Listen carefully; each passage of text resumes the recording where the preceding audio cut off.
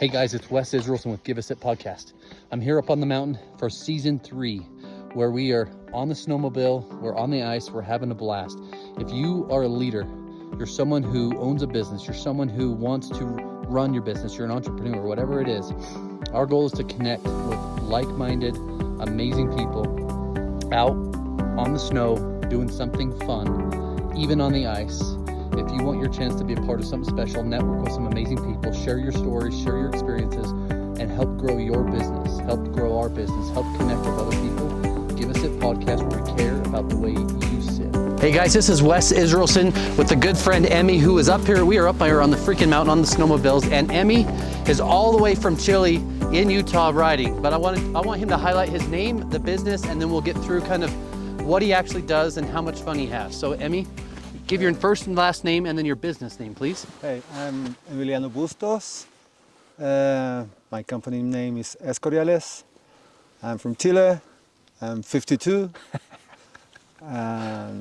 Married, have a wife and 2 kids, Awesome. 14 and 12. And we are all staying here in Park City. That's awesome. For this winter. That is awesome. So I just want to highlight, when is this time in Chile? Like, when can you snowmobile in Chile? When is the winter season in Chile? From July, sometimes June, until September, end of September, October maybe. Is it But good? it's kind of exactly the opposite as here. Gotcha. And it's good riding? It's good riding. It's not as consistent, I think, the winter as here. It doesn't last too much also. We have only like 3 good months. Here you have 4, maybe 5. Yeah. Except this year. Except this year, yeah. So, why come all the way from Chile to Utah to snowmobile? Okay, so this started like 3 years ago when I first created this snowmobiling guiding company.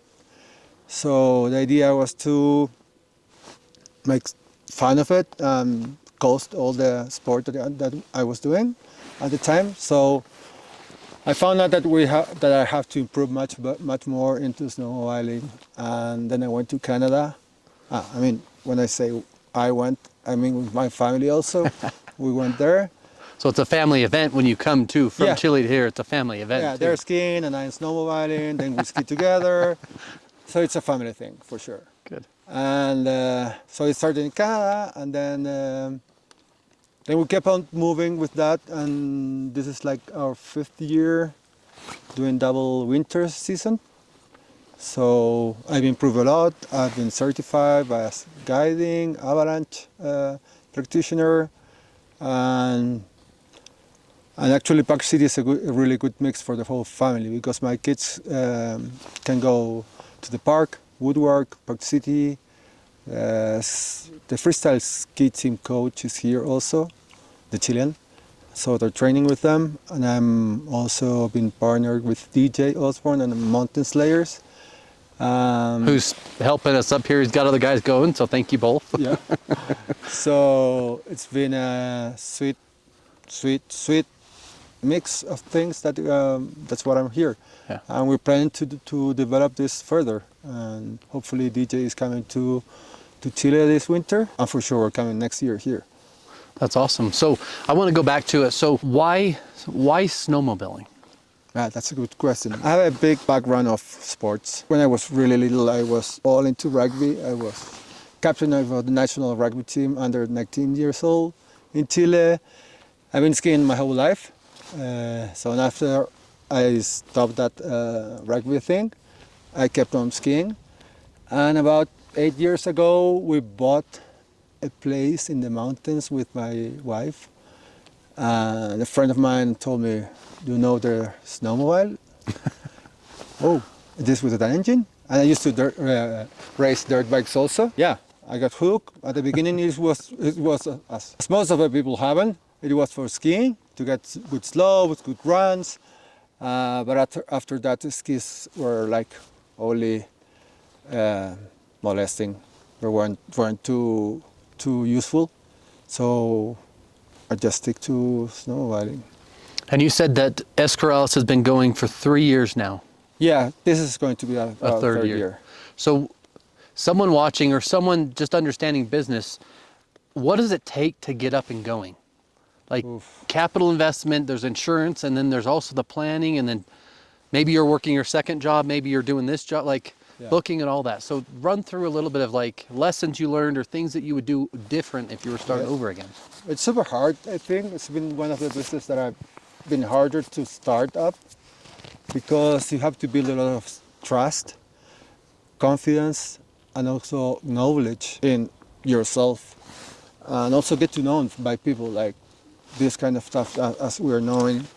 So you have to invest a lot of money, like for having the sleds, for having a place for them to stay, for taking the courses. It's a lot of money. You have to travel from Chile to Pass, buying a sled, shipping it back to Chile. It's like super stressful, the whole thing. So it is hard, but I think that I'm now at the point that maybe I can see some results from all the hard investment and hard time that I put on Escoriales. And do you do any dirt bike tours, or is it just on the snow stuff for now? Just on the snow stuff for now, yeah. And if someone that is an avid snowmobile rider, they want to fly to Chile, they can come rent from you and you can take them on a guided tour there. Exactly. Is it similar to this where you get off of a trail and you actually kind of go ride in the mountains? Actually, there's one like that is super good in Chile. You don't ride in trails. You don't have forest service roads. So you get right into the mountains right away. We have a lot of places to go. There's a lot of alpine. Chile is kind of a really unique place because it's full of volcanoes. The whole Andes Mountains. So you can go and doing trips to active volcanoes and go to spring waters, get a hot spring, so you can ride up to a hot. Even rivers of hot water, like they run with hot waters all the way. Oh wow! Yeah, so that would be cool. Yeah, it's super cool. So you have a lot, and you also have more further south. You have a lot of forests also to ride, tree riding, and. Yeah, it's super good to ride there. I love it. And then back to what we were talking about earlier this morning. So you and DJ, I met DJ through an avalanche thing, then I got to meet you on a level 2 avalanche course, which I got my butt kicked and you did really good. But why continue to educate yourself, going back to what you said a minute ago, the knowledge, right? Yeah, the knowledge. I think first of all, I think that investing in yourself is the best investment in your life. No one's going to take that away from you. So I've always the idea of improving myself, getting more knowledge, and also a key thing is to pass this to my kids, to my family, to get them know the mountain in a safe way, ride safe, and one of my concerns was that the family, my kids, because they like snowmobiling, they're good for ski. So they're eventually coming this way. Do they have snowmobiles in Chile? I pass them the ones that I have as rentals. Yeah, they have. So you have kids, you have all age clinics too. So you have people that can be from 12 or 15 up or what's your age range? Actually, no. It's more than 18 years old. Okay, so they have to be able to drive a car and they have to at least have some knowledge. Yeah, because otherwise it would be a minor and that would be some liability issues over there. So I think they have to be over 18 years old. And for now that way. I know that you can do it less than 18 years old under parents' authorization. But for now, I think it's easier and more simple to do it only for people above 18 years old. And then back to the kids part of it. So educating yourself and educating the people that you're with, but you want to build this legacy to give to your children to continue on, correct? And you got 2 kids, 2 boys? Or? 2 boys. That's cool. Yeah, that's why. 14 and 12, right? 14 and 12. They're turning 15 and 13 now, in 1 week. That's cool. Yeah. And again, what's really cool is that he's here from Chile for months, and he also brought his whole family. Your wife's out. Does she ski too? Yeah, she loves. Does she love skiing? She loves traveling also. Oh. But she loves skiing. So Just she's a shopping. perfect partner. Like she take care of us. He helped me with the kids. He understands what I'm doing here. So she's been an awesome partner. How many years you guys been married? 20. 20? Congrats, that's awesome. So what's one big lesson you've learned in starting your business and going? Be constant, persistent. Okay. Like not stop when it gets too hard. Keep on focus on what you want. Yeah. Have that idea in your mind and struggle and fight for it. Because business ownership can be lonely, and being Yeah. an entrepreneur can be hard at times, right? Super I mean, hard. I mean, you think about everything. You have payroll, you have expense, then you have insurance, and then you have liability of people that you're taking out on something amazing like this. And sometimes all the people are saying, "What are you doing there? Like you're not earning nothing." But if you're sure what you want to do, I think you're going to keep on doing it. So what's the goal? How many sleds do you want to get, or how big do you want to get this business? I want this business to maintain, to self-pay. I know that I'm not going to get rich with this business, but I think I'm going to have a good quality of life, like paying itself for the trips here, for the courses, for having like 8, 9, 10 sleds in Chile. That's my goal. You were born and raised in Chile? Yeah. What's your favorite thing about being in Chile? Family. All your entire family's there, most of My family's there. Do they think you're crazy for flying here and coming snowmobiling? Maybe not them because they know me, but yes, my friends and I don't know, most of it relatives. Yeah, I think. That's cool. What's the passion? Like to get people to ride better, or to give it to the, like, is it to give it to your kids, or to show them that you can consistently focus and build something if you consistently move forward? Or what's your passion for it? Do new things, not staying in the comfort zone. Like always start learning new things, and I think that's what keeps me going and make me feel alive. Like passing all the knowledge or doing things for myself also. But I think learning new things actually is like the goal of what motivates me. So growth, basically growth, yeah. Yeah. And then giving that, teaching and educating your children to have growth as well, or the for business sure. to grow. I'm going to pass that for sure for Yeah. generations. And yeah, I think that this year, this winter, after ending the Pro 1 area course, I did road on my avalanche mountain education. And I mean, I want to touch on your life, I'm sure has been crazy, but understanding how much money you started to get this thing going and how you continue to invest in yourself and continue to build is pretty amazing. Have you had areas of doubt or thoughts of stopping? Yeah, for sure. But I think all the business, like when you're entrepreneurial, it happens all the time. Yeah. Sometimes you're rich, billionaire, sometimes you're really poor, so you want to quit, then you want to keep on. But I think, like, as I said before, if you have focus on what you want to and not go too much out of a path, you're gonna make it eventually. And then I remember our level 2, Yeah. we were going up this chute and everyone had made it so high and I got stuck and I couldn't make it any higher. And you told me, just try it again. You'll be mad at yourself if you don't try it again. Yeah. And guess what I didn't do? I didn't really try. And I was pissed off. You were pissed off after you got to the car, to the truck. Yeah. Yeah. That So- happened to me also. That's what I'm saying that. Yeah. And I think every business owner or everybody in general who starts after something and has this goal, even like your kids, you said your kids are training at the Olympic Park, right? No, don't do Olympic Park, at Woodward Park. Oh, okay. Woodward Park. Okay. Woodwork, yeah, freestyle. Okay, so they're doing the freestyle, but they're training with coaches there. Yeah. Yeah. With the national team. So your kids are training with the national team. Yeah. And one of your kids are they on the team? Are they? Yeah, one of them is. The other one is too young to be, but it's on the group. That's so cool. Yeah. So they ski. How much time do they spend on the mountain? 6 days a week. Oh, Yeah, in the mountains, and also in Woodward you have this indoor facility that you can go jumping and doing some ramp with roller skis, so you can practice also. and that's in Park City. Yeah, like So- in Kimball Junction. Near. Okay. I know that you've said that, but I've lived in Utah my whole life and I've never been there. You have to go there, for sure, even for you. In the summer there's a skate park there, it's awesome also. Woodward is I think it was made by Ken Block. Oh, Ken Block. Okay. Yeah, was one of the founders of that. It's a franchise that is in a lot of parts in the States. It was Wow. even in Mexico. I know that they closed that.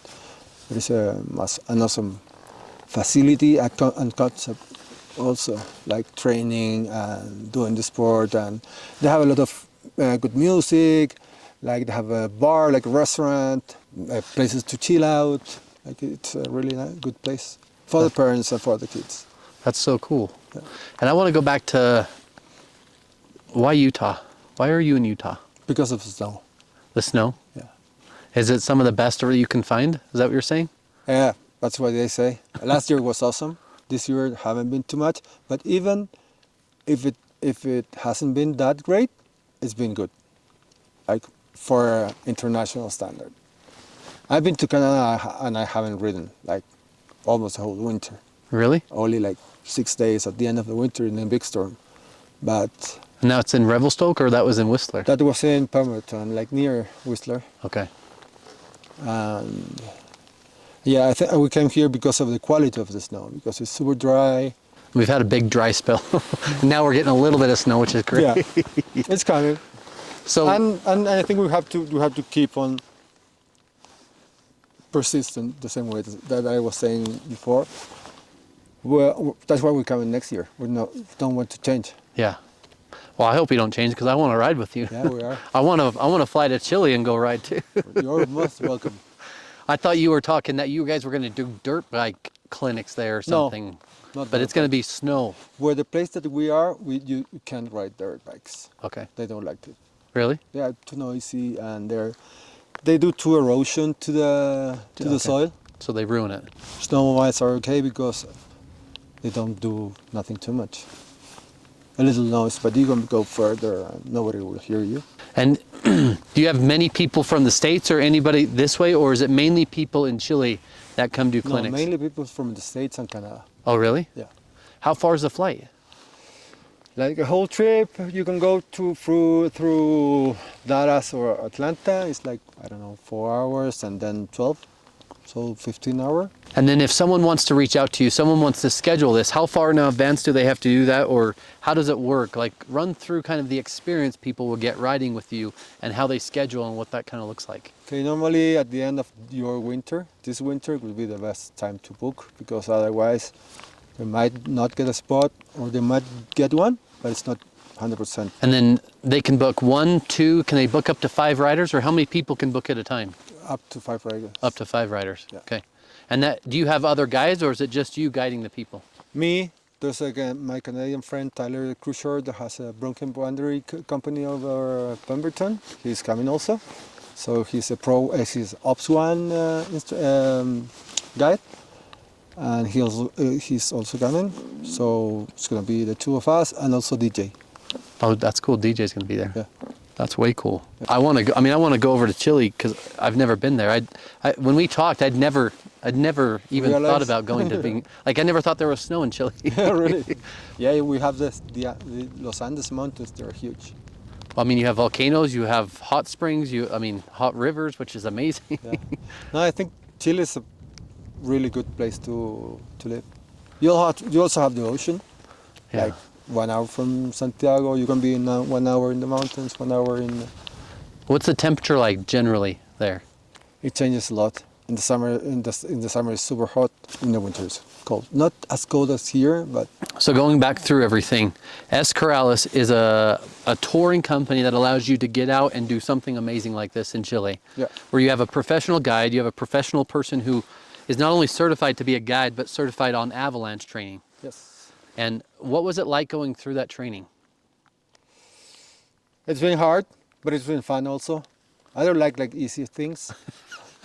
I think I like harder things. Yeah. And I remember, because I think you had just flown in from Chile and we started that level 2 class. You jumped on that snowmobile and you had never ridden. Yeah, never ridden. And you just went. Yeah, and the day that I had off, I have to drive to Tahuati. Yeah. Yeah. So you flew 16 hours, landed, snowmobiling, and then 10 hours to drive to go to your Pro 1. Yeah. And then did the Pro 1. It was 5 days, and then on the same day that we ended, I came here because there was a storm coming, and my family was already here, Good. so I wanted to be with them. That's cool. And your boys love snowmobiling? They're too young, I think. I think snowmobiling is more when you have more, when you're older, a little bit, like from 17, because you need weight, Yeah. you need a lot of strength, and I don't want to burn them Out. right away. Yeah. But they have been riding a little. Yeah. My daughters are still little, but they try to pretend like they ride, but they Yeah. they have fun. But I was thinking about getting them a sled so they can at least just ride on a trail or Yeah. something, right? But Yeah, you have a lot of trails here that is Yeah. super easy for kids. We don't have that over there, so that's why it's and harder. you said, so how many years you been snowmobiling? This is my 5th year, but actually the first one I didn't ride too much because my motor blew up, so I rode like 4 times, I think. Of all the businesses you could do, why start that business? Like really? Escoriales? Yeah. Is it, I mean, just for your kids, or is it? No, because I like it. Yeah, you love it, right? Yeah, I love it. Yeah. I love the mountain. I love doing sports. I love hard things. No, I don't like playing soccer or doing things that anybody can do it. There's some really good soccer players too, but yeah, yeah. I mean, snowmobiling for sure it takes a lot, right? Yeah, a lot. Yeah. Money, time, put yourself together, fit, exercise. And so I just want to dive a little bit back into the family side of it. So tell us about your life growing up. Okay, I have 2 siblings, my father and mother. We always studied in British schools in Chile, so that was dual Spanish and English? and English, yeah. Like almost everything was in English at the beginning. My kids are also in the same school that I was. Cool. Yeah, so it's a pretty good school, all about British rules and the way they teach. I think that's good for growing and being educated in that way is good. Also, I think that rugby had a huge role in all this growth. In which way? Like, Because you learn how to do teamwork, you know a lot of resilience, like learn how to win, how to lose. how to lose together too, Yeah, right? It's together. not just a one-person thing. You lose much more times than you win, all the time. So you have to learn that, and it gets you a lot of resilience. So I think all of the other sports that I've done, I've been good at because of all of my growth that I did in rugby. And your parents got you started in some of these things, or you just naturally tended to follow some I of them? just naturally tended to follow. Yeah, I was asking for a windsurf when I was like 13, asking to play rugby also. Then I got my back broken. I fell from a tree. The doctor didn't allow me to play rugby, but I pushed so hard that they couldn't do nothing. And I started playing rugby, and I was really hooked by rugby. That's cool. So your kids speak English and Spanish? Yeah. And they probably met some good friends here. But you said one of the coaches is It's from Chile? Chile, Okay. Yeah, yeah. They haven't had that experience here because of there's a Chilean coach. But yeah, my kids have been traveled by themselves with the school to Wales, England. That's cool. They're also in an international bachelor IB system, and then they can fly to an international university when they get out of school. So yeah, my idea has been super bilingual with the whole family. My wife also speaks English. Can I touch on how you and your wife met? Oh yeah, it was like when we were kids. She was dating a friend of mine and I was dating a friend of her. After we each broke with their girlfriends or boyfriends, we came together. So And- we know like from, I don't know, 15 years old. Wow. Yeah. And you've been married 20, so you've been together for longer than that, I would assume. Yeah, but we didn't get together right away. Like 22 years together, about. And And does your wife work too, or no? He actually not now, but Okay. he does some journaling by herself, and he's always like looking to do something. Okay. And he has a lot of work with the kids now. You used to do that in Chile. You have to take them to the school, like do a lot of stuff for them. How important is it that your spouse is on board with the business at the same time? Like, is she full game to make sure that this continues to go and this business is built, or is she kind of like hesitant because it's also dangerous? No, she doesn't care about the danger. Yeah. No, she doesn't care. He trusts me. He knows how I am. I know I like to push the limits, but in the same way, I'm very responsible with the stuff that I do, especially when I'm not in Chile. Like here, I know if I break a leg or something happened to me, the whole trip is gonna end. So all the time that I'm being here, I've been holding myself a little bit.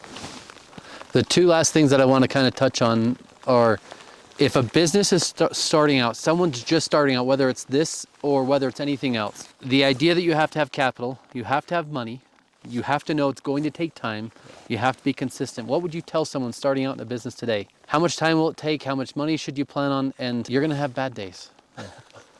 What would you tell someone? Like in this kind of business? Either this business or anything, any business. Like as I said before, stay focused, do a really, really good budget, good cash flow, good project analysis. And if you think that works, even if you put really strong or hard scenarios on that, go for it. And go for it and don't stop, right? And don't stop, stay focused. Yeah, just think.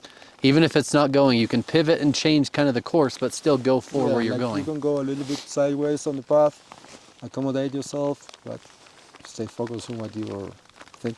And what does success look like to you? Being happy. Okay. Define happy. Like, obviously being in the mountains, being with your family, having them come with you from Chile. Yeah. But what is enjoying time with friends, knowing new people, sharing stuff in the mountains. Yeah. What we're doing here right now. Yeah. Being good to people. Yeah. Yeah.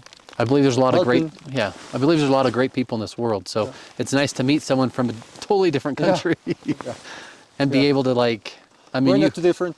Well, no. Other than I get stuck a lot more than you do. I do also. I do also.